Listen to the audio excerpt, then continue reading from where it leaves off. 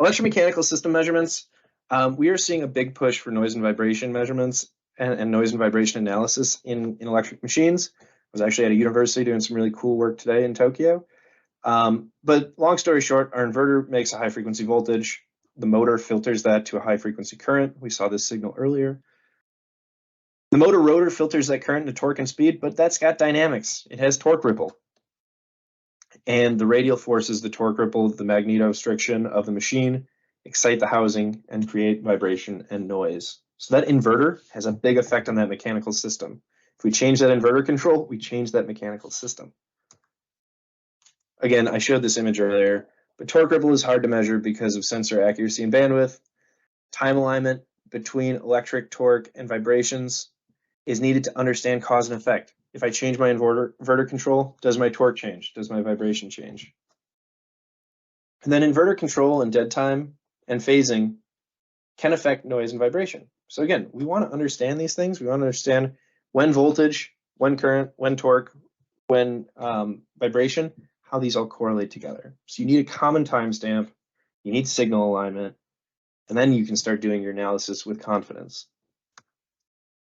All right, the eDrive system can measure all of these different signals, AC voltage and current, noise, vibration, CAN bus, all into one measurement unit. And we can do lots of them. You can also bring your high accuracy, high speed torque in. So you can see voltage, current, torque, noise, accelerometer, microphone, all time aligned, so you can have that confidence. You can go to that FFT, you can go to that cycle-based tracking. Now an example. This was, again, a fixed torque. This is actually the same example I showed earlier. I only have so many. So I do a lot of things with each one of them. We have our torque in pink, we have our speed in green, we ramp speed, we're bringing in accelerometers, and we're looking at our voltages and currents.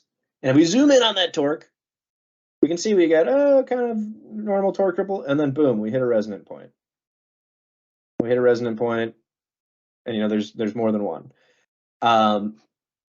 So we're doing that speed ramp with constant torque, we're measuring power, we're measuring torque. And if you're taking average power, you're averaging over a period, even the cycle period, you might miss this torque because cycles are synchronous to the machine rotation. Torque ripple is synchronous to the machine rotation. If you average torque over rotations, you're averaging out that ripple because it will average out to an average value. So you want us to understand torque ripple, you really have to be looking at it. But once we start understanding torque ripple, we can start understanding its contribution to noise, start understanding its contribution to vibration, and understand how to mitigate it through our motor control. If I tune this inverter, it doesn't change, you know. So we can measure all of these things on the same timestamp: voltage, current, accelerometers, torque ripple.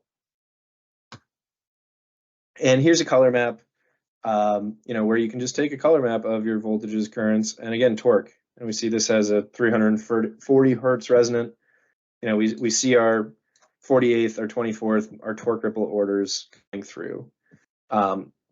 So current, voltage, and torque ripple affect noise and vibration.